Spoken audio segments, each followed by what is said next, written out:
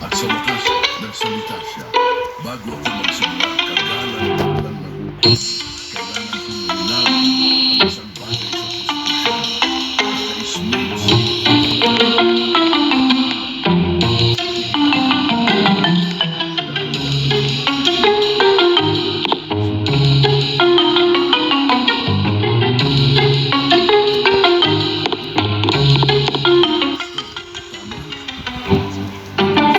si Solaris.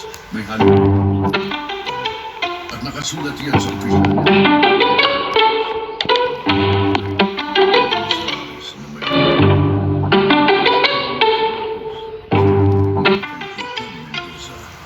Kagalang-galang na hukom, hinihiling kong hindi tanggapin ang testimonya bilang ebidensya. Mula sa itaas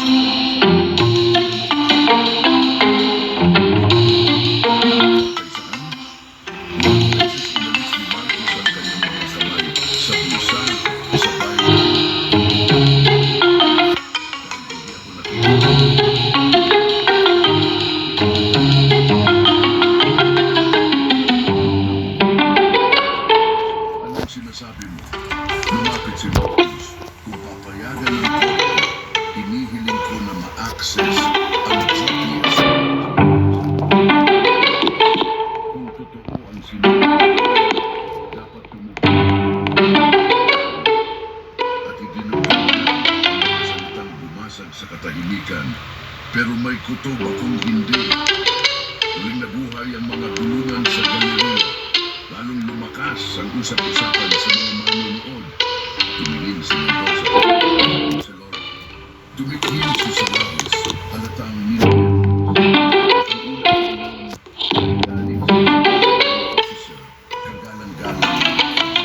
Talaga bang mas paling ang sinasabi ng isang officer kaysa sa isang binasang opisyal ng batas?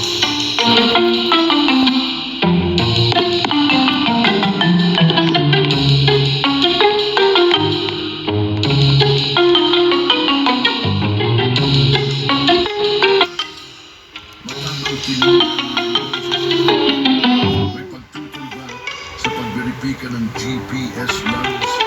Nag-alilangan si Solaris. Di ba matagal, sapat ang katahimikan upang mapansin ng lahat ng